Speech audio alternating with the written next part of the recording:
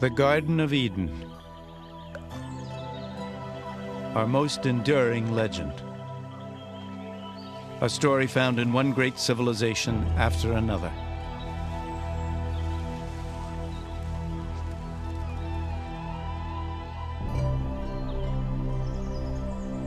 A story of seduction, the wrath of God,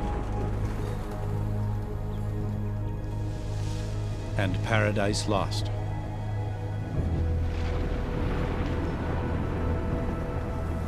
But is it merely a fable? Is there evidence the great stories of the Bible might be true? Was there ever really such a place as Eden?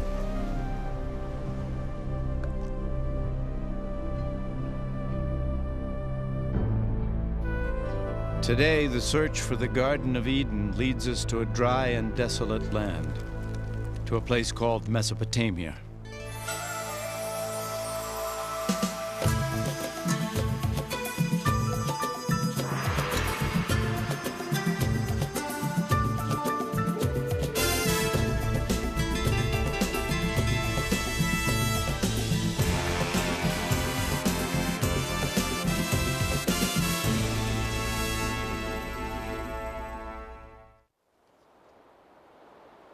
This is the land where the first seeds of human civilization were sown. And it was here that three of the greatest civilizations of the ancient world flourished: Babylon, Assyria, and Sumer. Among their ruins, the faithful have long sought answers to the Bible's most profound mysteries, while archaeologists scoured these lands for the historical foundations of belief. Our quest for Eden is a journey back in time. First to Babylon, the last of these lost civilizations. Then further into the past to the Assyrians, fierce masters of the art of war.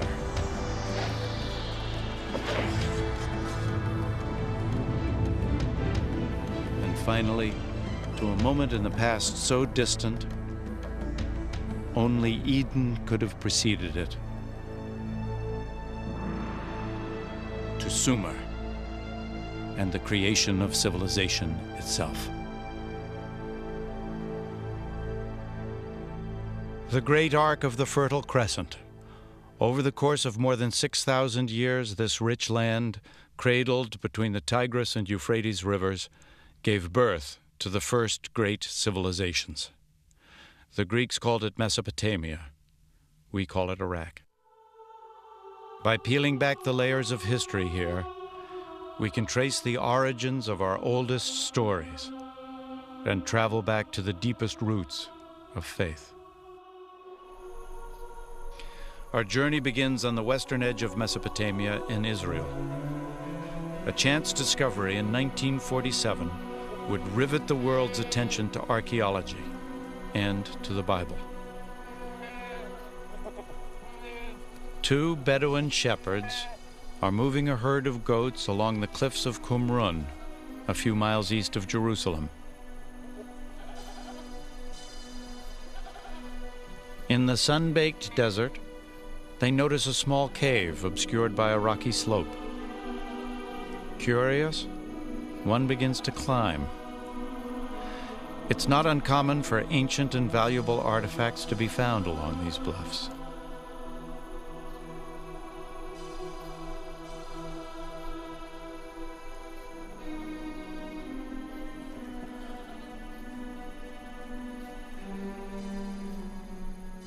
Inside the cave, the shepherd discovers the wreckage of ancient pots, leather scroll fragments, and some papyrus sheets, all untouched since the time of Jesus.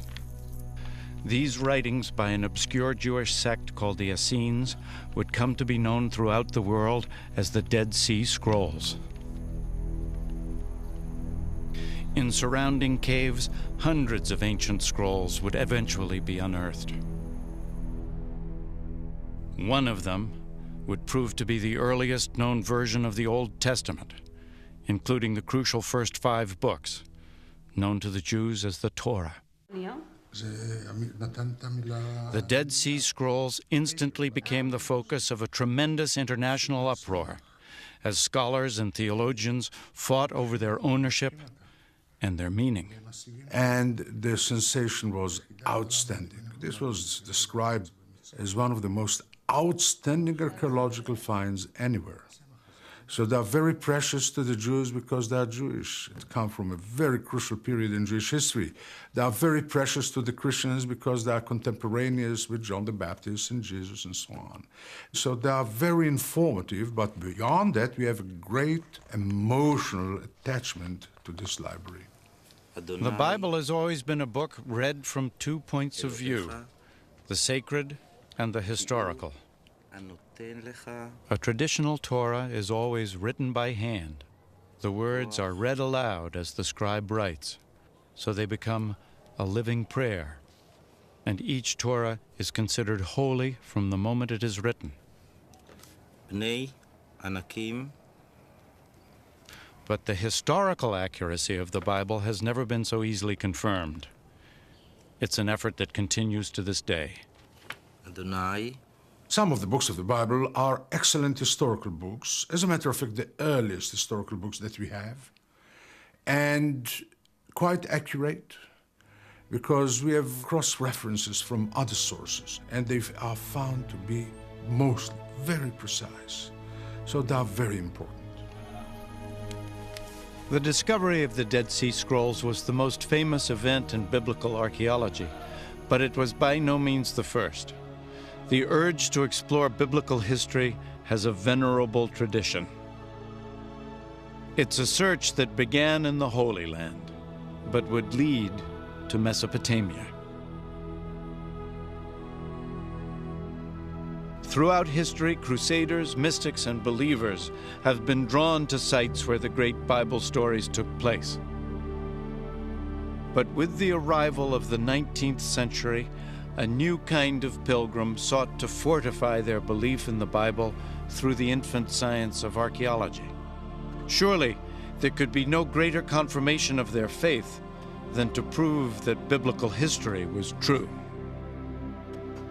The first aim of the biblical archaeologists was to locate sites mentioned prominently in the biblical narratives and to see if any illustration of those tales could be found.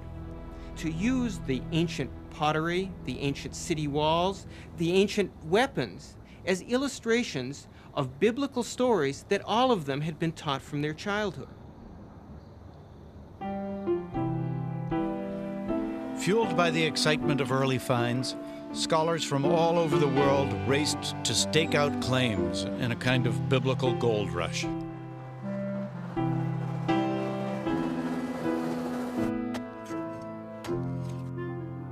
Competing British, German, and French archaeologists descended on the Holy Land. Teams of theological detectives digging for both God and country.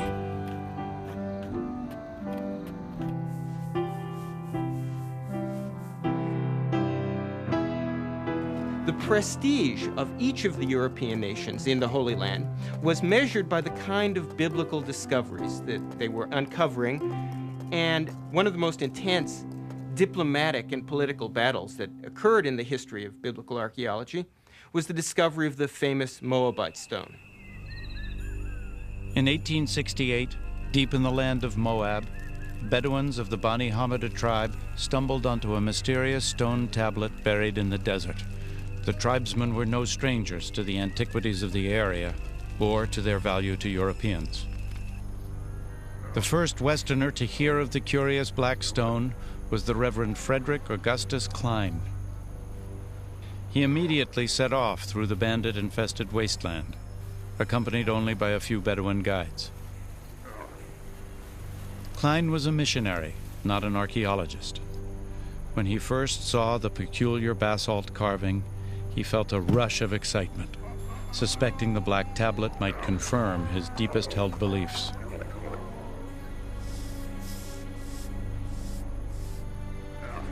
He examined the stone and made a rough impression of the inscription. It was in a language Klein didn't recognize. Back in Jerusalem, he sought help deciphering the stone. As news of the find began to spread, the streets and bazaars buzzed with rumors of a great discovery. The writing on the stone proved to be a Moabite king's account of a battle also described in the Bible. For the first time ever, here was written confirmation, etched in stone, of a story from the Bible. Two sources for the same event. For the faithful, it was the proof they'd been looking for, concrete evidence of the Bible's historical accuracy.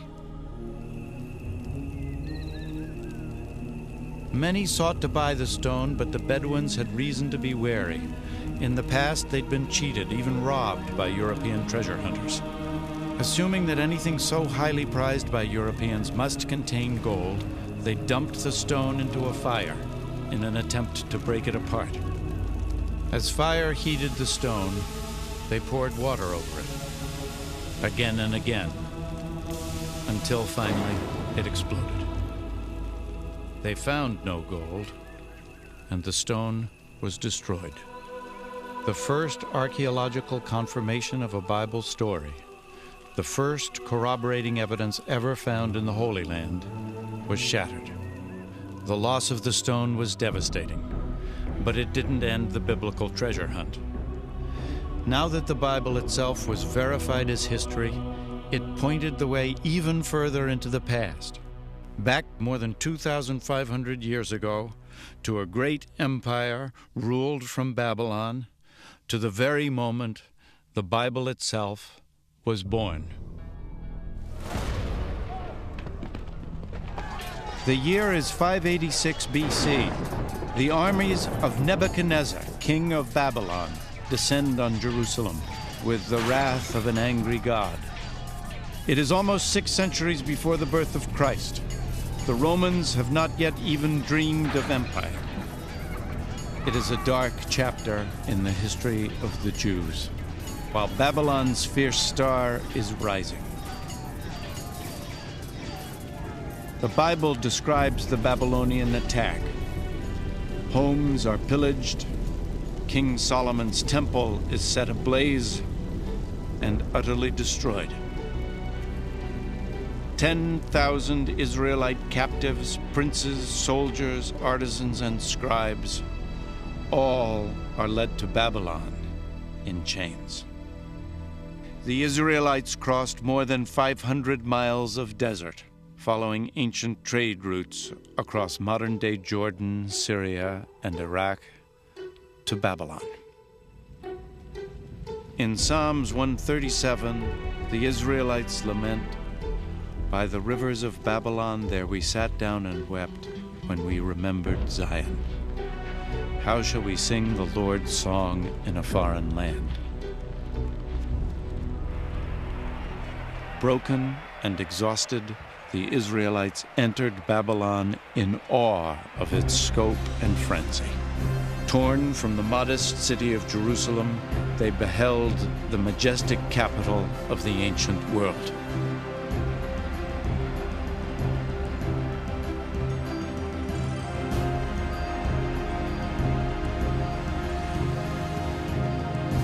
But somehow, the Israelites managed to do more than sing the Lord's song in this foreign land.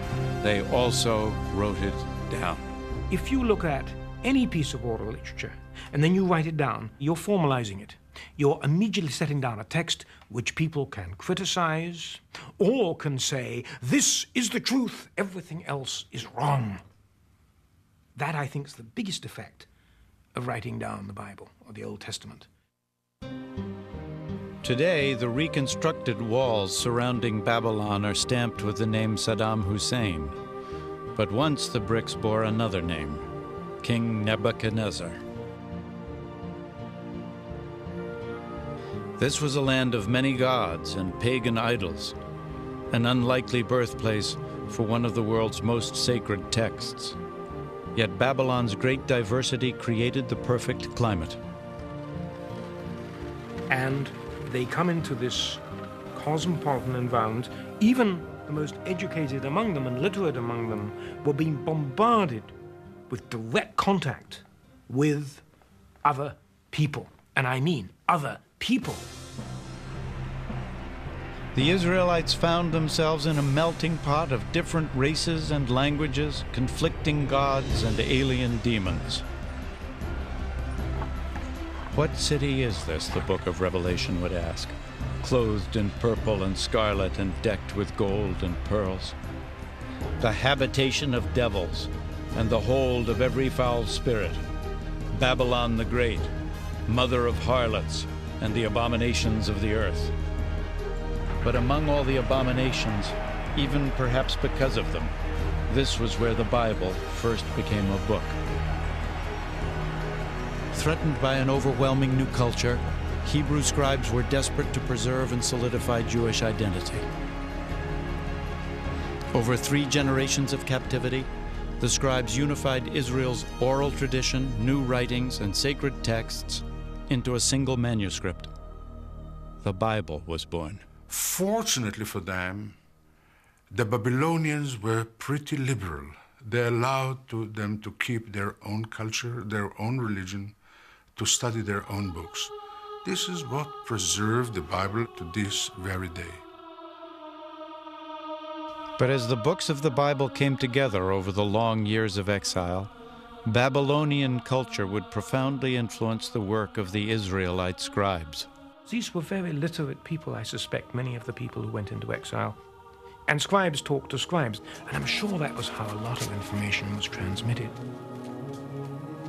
And the exchange of ideas and knowledge must have been, I would use the word devastating. It must have been mind-blowing. The Bible would eventually reflect stories and traditions from Babylon and even earlier Mesopotamian civilizations. The Israelites couldn't easily ignore Babylon's thriving culture and great monuments. Its temples were among the largest structures in the ancient world. Big public buildings, the ceremonial walkway, the palace of Nebuchadnezzar with its legendary hanging gardens, palm trees, the river. If you had walked through the Ishtar Gate, you would have felt dwarfed. And this was deliberate. You were in the presence of something powerful.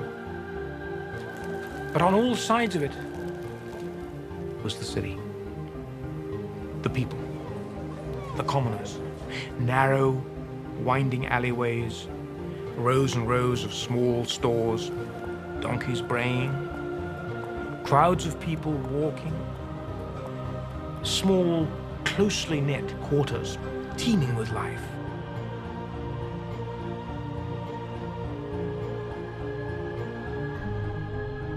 And it was here, the Bible tells us, that one of antiquity's most extraordinary monuments soared into the sky, the Tower of Babel. For ages, adventurers and pilgrims hoped that finding the famous tower would prove the truth of Bible stories. One seeker who failed would write, "No man durst go near to the tower, for it is all desert and full of dragons and great serpents, and full of diverse venomous beasts." Medieval travelers claimed they had found the tower, this spiral minaret still standing in northern Iraq.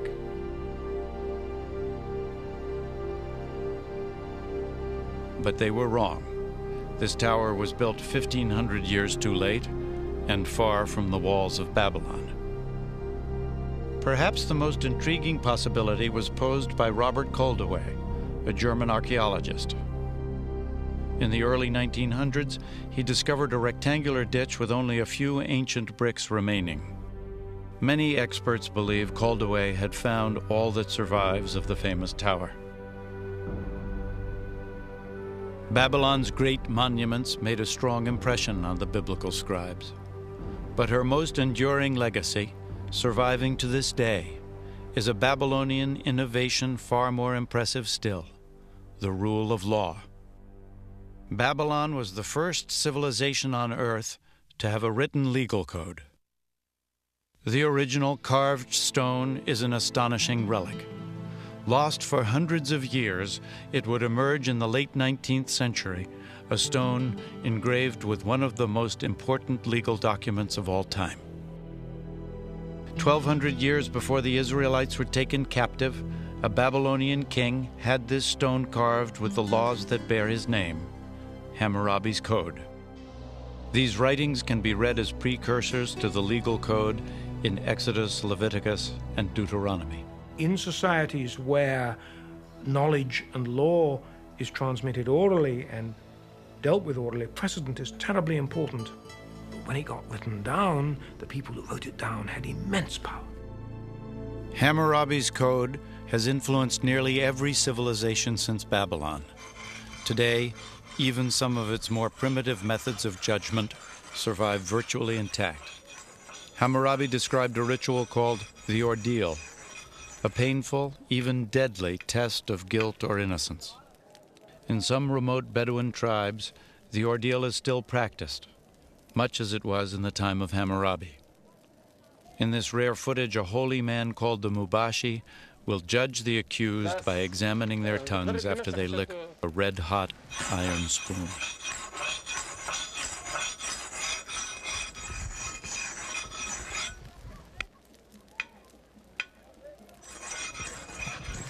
These men have been accused of theft. They must submit to the ordeal or be found guilty by default.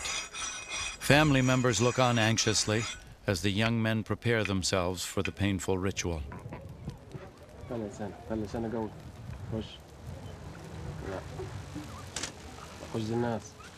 خمس دقائق لله تركينكم بين ايادي الله انت 5 دقائق لله وجه الناس يابا ايوه خش خشه كويسه بس املى موجك ميه يا ابني زي ما عمل ده هو Water doesn't ease the pain. It's meant to cleanse and purify the drinker and to ready him for judgment. بتسد حنكك ليه يا ابني انت The holy man prays and then examines the singed tongues, seeking a sign from God. Only the Mubashi can divine guilt or innocence, and he alone will determine the men's fate.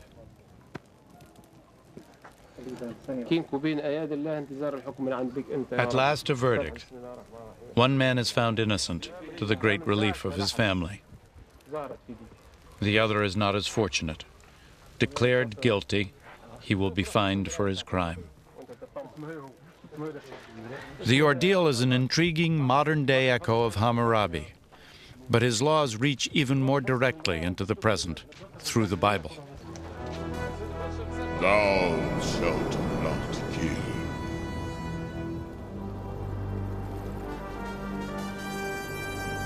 Thou shalt not bear false witness against thy neighbor. The Ten Commandments, the foundation of biblical law, and yet only the beginning of a complex set of codes and covenants central to the Old Testament.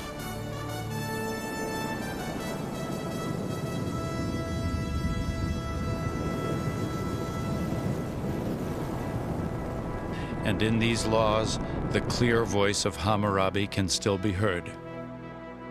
Hammurabi set down laws. He didn't innovate a great deal. He merely set down in writing laws which had operated by precedent for hundreds, if not thousands of years, an eye for an eye, a tooth for a tooth, and principles like this, many of which are still codified in law today. But the Babylon that shaped the Bible and its laws had its roots in an even earlier civilization, one that reached its peak 7 centuries before Christ. It was the brutal empire of Assyria, a place the Bible called a land bathed in blood.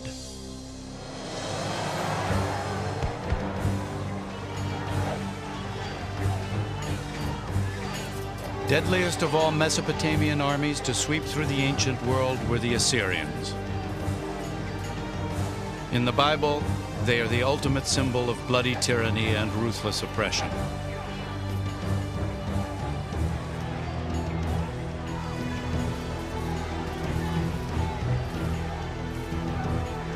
"100 years before Nebuchadnezzar took the Israelites captive in Babylon, the Bible tells us the Assyrian king Sennacherib attacked the lands of the Israelites.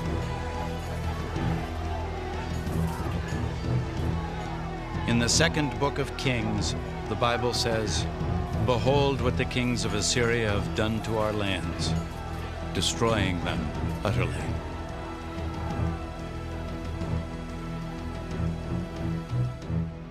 The Assyrians were ruled by despotic kings. They believed in absolute power. Now, absolute power means control, and absolute power almost invariably is kept in power by military efficiency and might. And the Assyrians maintained an enormously powerful and efficient war machine. And on the walls of Assyrian kings' palaces were the chronicles of some of their expeditions, written in vainglorious, grandiloquent terms. The Assyrians, they would take a city, and they would stack up the heads of the leading citizens outside the gate, or they would take the king of the city and flay him alive and nail his skin to the wall, or something like that. But everybody did that. Assyrian power, symbolized by the royal lion hunt, lay in the hands of merciless warrior kings.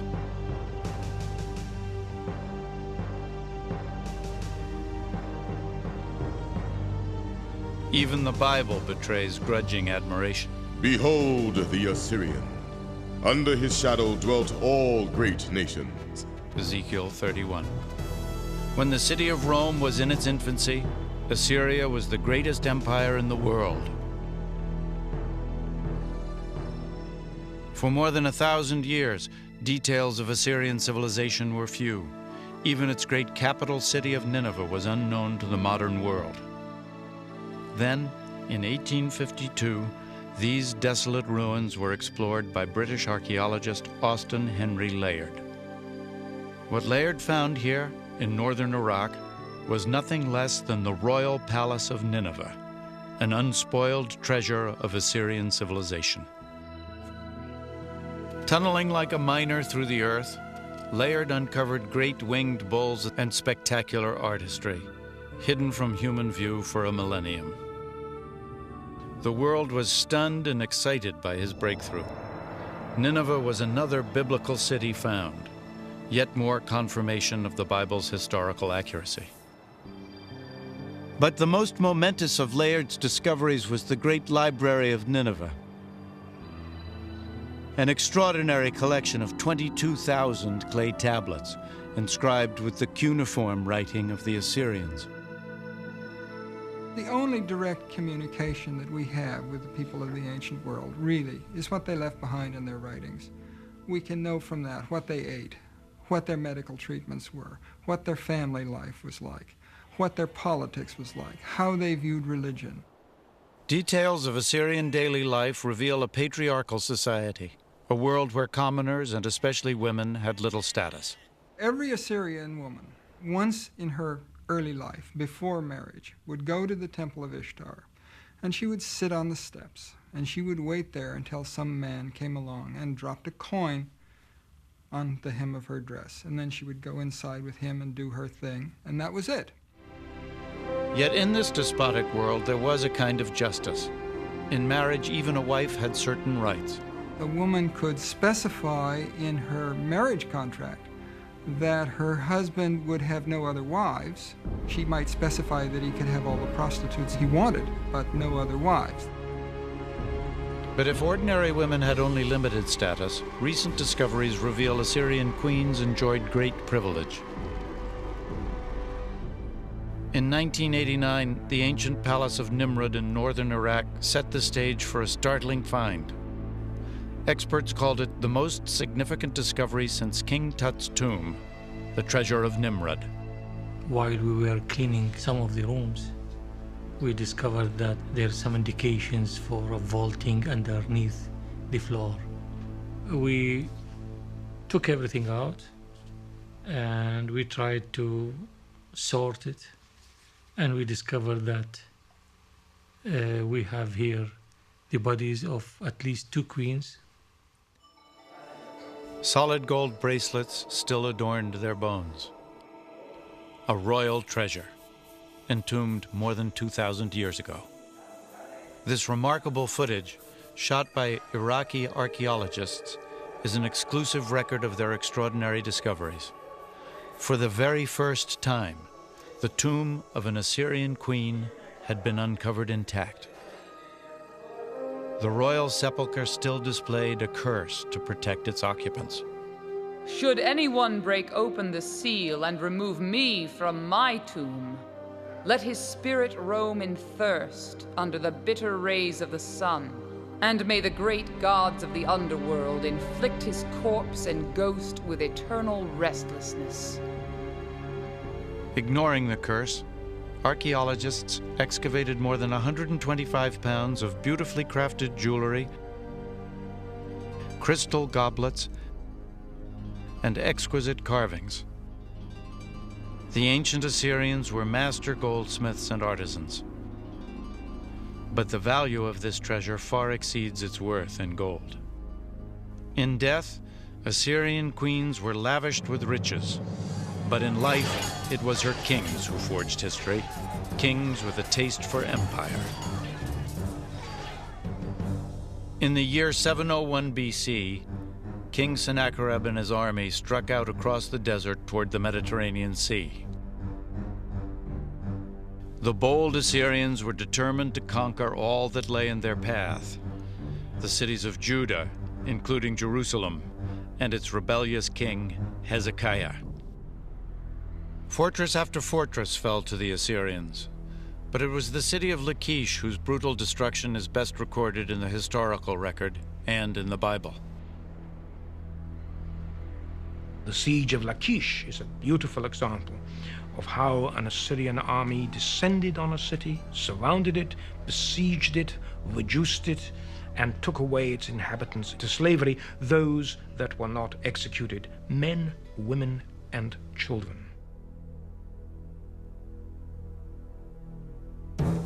Their technique was very simple. It was brutal conquest, fast-moving conquest, systematic, efficient conquest.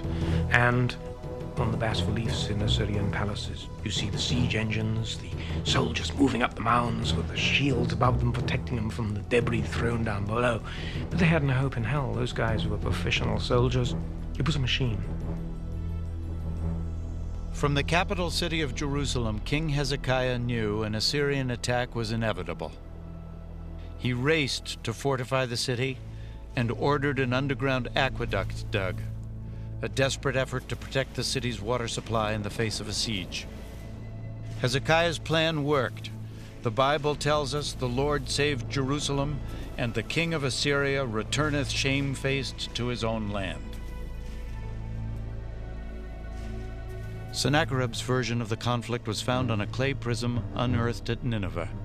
It matches the Bible story down to the smallest details, but its point of view is sharply different. But as for Hezekiah the Jew, who did not bow down in submission to my yoke, 46 of his strong-walled towns I besieged and conquered. The awful splendor of my lordship overwhelmed him. Stories are told from different angles, but they are in agreement. If you'll have to tell about what happened today and I'll have to tell, we'll tell different stories. We have the story of Sennacherib invading to this country. Each tells basically about the same historical event with absolutely no contradictions. No contradictions but one, the result. In Sennacherib's version, Hezekiah is shut up in Jerusalem like a caged bird. But in the Bible, the Assyrian armies are held back by Jerusalem's walls. It is perhaps the earliest example of spin doctors at work. The God of the Israelites has the last word. I will break the Assyrian in my land, the Bible says, for through the voice of the Lord shall the Assyrian be beaten down. Isaiah chapter 6. And the Bible tells us God does destroy Nineveh, throne of the great Assyrian kings. It wasn't the first such annihilation. Long before, the Almighty had laid waste an entire civilization. There is not a single mention of their name in the Bible, but they were called Sumer, and they told the story of a great flood.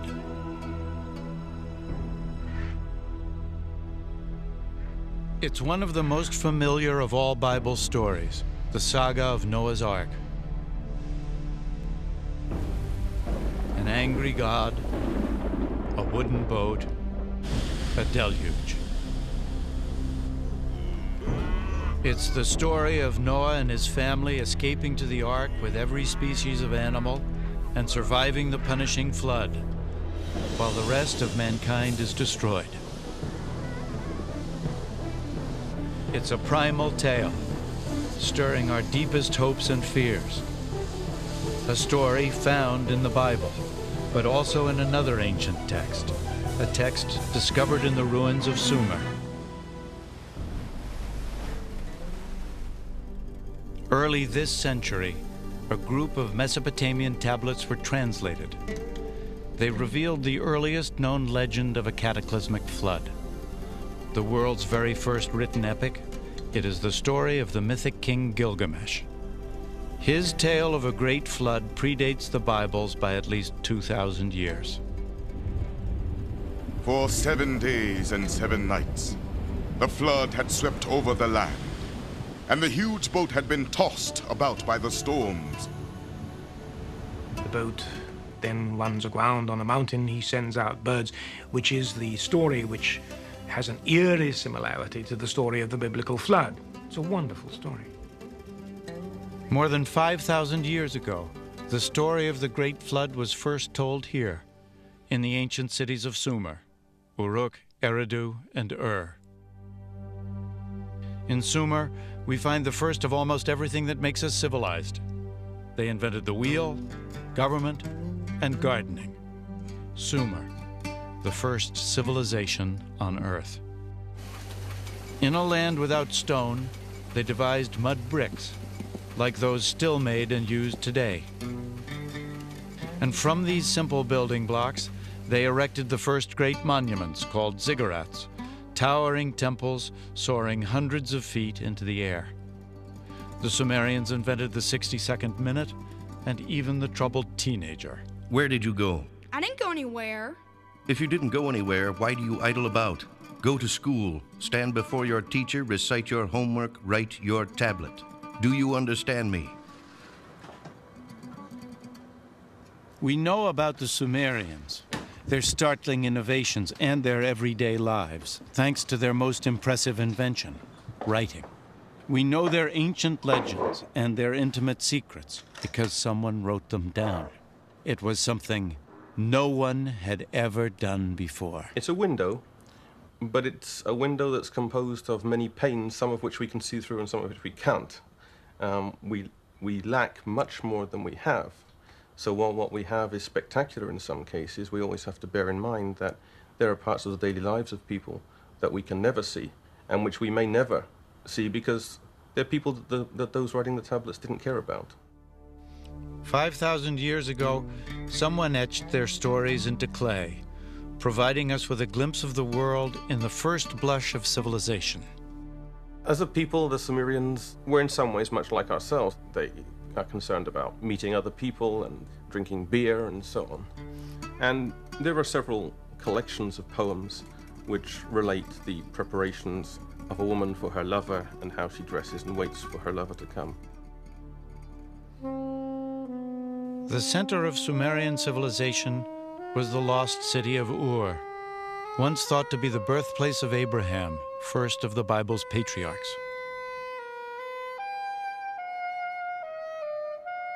It is the epitome of the biblical city in archaeological terms because it was the site of one of the most famous archaeological digs ever carried out in the 1920s and 30s by a remarkable British archaeologist called Leonard Woolley. A British archaeologist once described archaeology as the science of rubbish, which is so true. But give me the archaeologist who can make the stones and the bones and the bricks and the pots come alive. Leonard Woolley was like that. He would take people on a tour of a small quarter of Ur of the Chaldees where the house foundations are exposed. And as you walked through, he would talk about the lives of the people who lived in these houses, talk about the ovens, the sills, the low ceilings, the furniture. And Ur, in Woolley's hands, came alive.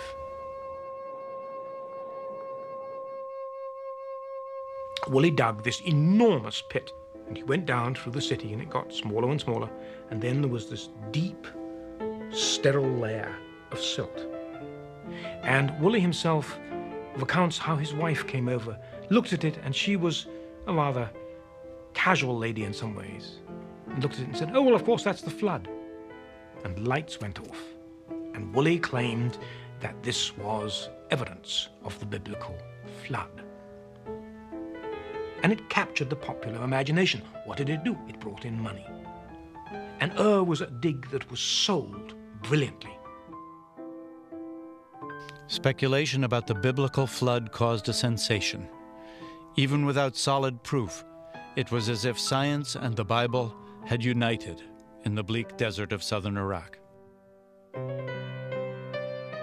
Woolley would eventually unearth an indisputable treasure, a discovery that provided extraordinary insight into this earliest of civilizations, the royal tombs of Ur. Digging in the thick mud, Woolley uncovered 74 carefully arranged skeletons, all entombed at the same time. The burial told the shocking story of a king's final journey into the afterlife and of those who accompanied him. And from this, he developed a remarkable story of a pre-dynastic royal funeral. And his story went something like this. First, they dug this big pit with a ramp up one side. In the pit, they erected a sepulchre of stone in which the body of the royal personage was placed.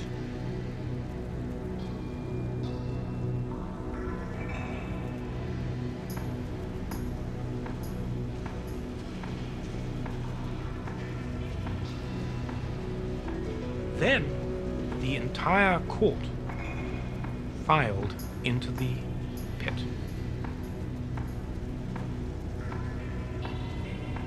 Everybody lined up and stood there with little clay pots in their hands. And then at a signal, they all drank poison.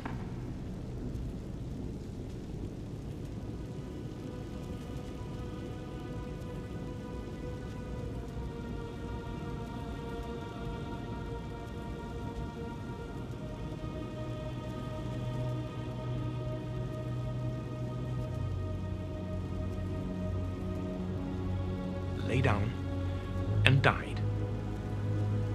So the prince went to his grave, accompanied by all his retainers.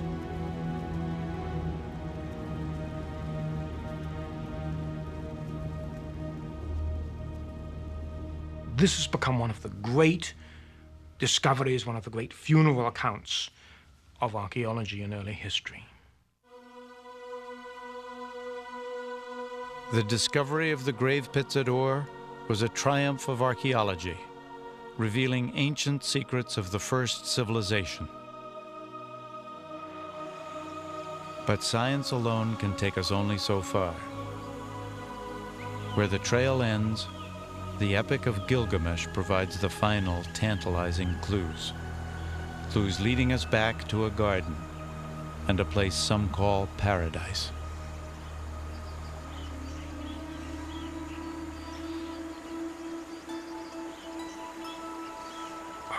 The Garden of Eden. In the beginning, God created the world. It's a familiar story. You get these sort of creation myths in almost every society on Earth. It's a very compelling longing of people for a better world.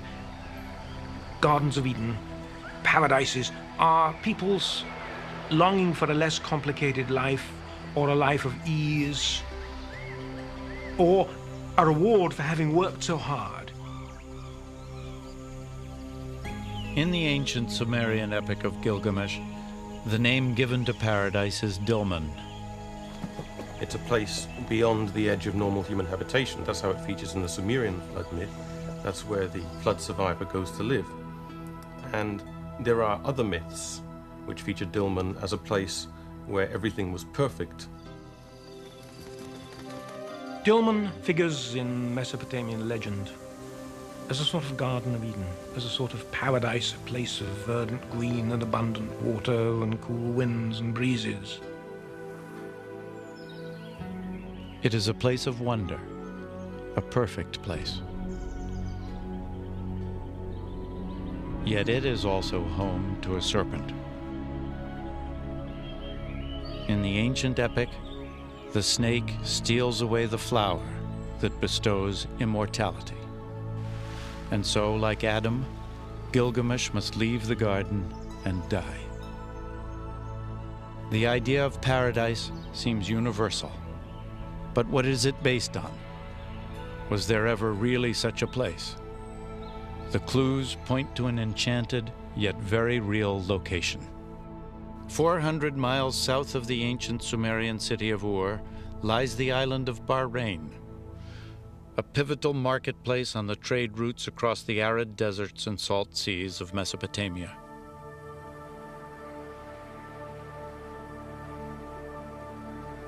Today, Bahrain is something less than paradise, but it was once lush. Once this island had abundant water and thus abundant life. Once, long ago, this was Dilmun. But was it paradise? By comparison to the surrounding desert, it would certainly have seemed so.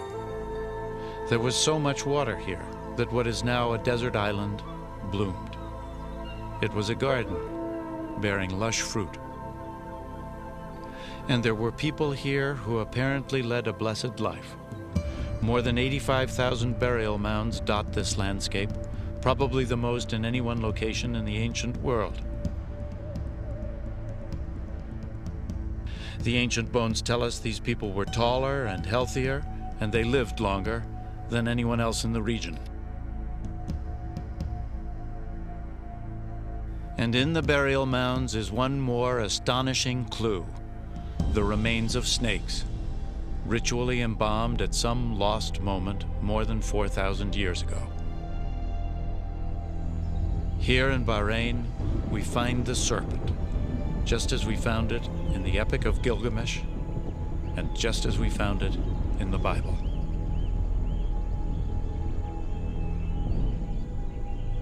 Our journey back in time has crossed the lands where the Babylonians, the Assyrians, and the ancient Sumerians once walked the earth. Is it possible to venture even farther, to the land that conceals the very footsteps of Adam?